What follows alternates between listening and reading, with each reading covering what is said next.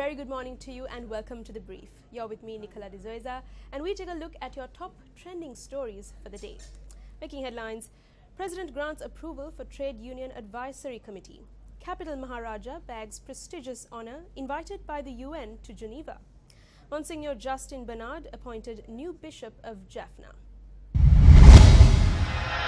President Maithripala Sirisena has granted approval for the establishment of a Trade Union Advisory Committee at national level. This was following a meeting that took place between the President and a group of representatives of the Trade Union Collective for a Just Society. A group of representatives from the Trade Union Collective for a Just Society called on the President last evening at the President's official residence. The President's approval was granted to establish a Trade Union Advisory Committee under the guidance of the President and the leadership of the Secretary to the President and several other ministers. The President's media unit stated that the discussion also focused on obtaining parliamentary approval for certain demands made by trade unions. The Capital Maharaja Organization Limited has been invited by the United Nations Office for the Coordination of Humanitarian Affairs to be represented in Geneva, Switzerland at its World Humanitarian Summit Global Consultation. The Global Consultation will commence today and will be held until the 16th of October. The event, that will be chaired by UN Under-Secretary-General Stephen O'Brien, will see over 900 global leaders come together to shape discussions that emerge from regional consultations and help frame outcomes for the summit. The summit is seen as part of the personal vision of UN Secretary-General Ban Ki-moon. The Capital Maharaja Organization has been on the forefront of humanitarian relief efforts, almost always responding first during times of national crisis.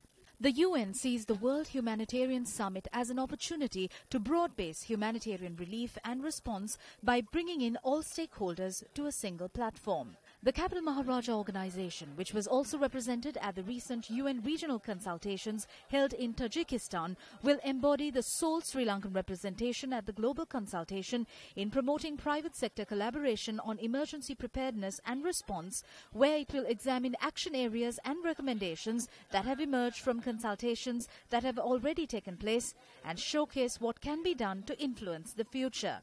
In what is perhaps the first for a Sri Lankan, Shevan Daniel, Group Director of the Capital Maharaja Organization Limited, has been invited by the UN to be the master of ceremony for the duration of the consultation. State Minister of Finance Lakshman Yapa Abewardena says that vehicle imports may have to be restricted due to the soaring number of vehicle registrations.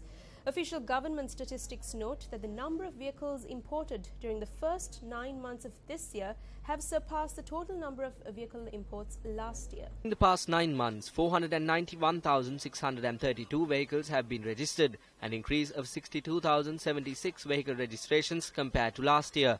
The highest number of vehicle registrations per month was reported in September, with the number standing at 15,107.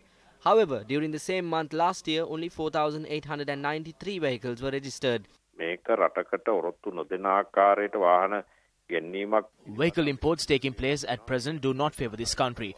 We had taken this into account and noticed that this had attributed to the rise in traffic congestion. Therefore, I believe that this needs to be restricted. There needs to be limits on the vehicle imports that reach the country. The best step that we can take is to increase the taxes. Once the situation returns back to normal, we will facilitate the import of vehicles. We have been compelled to take several decisions as a ministry.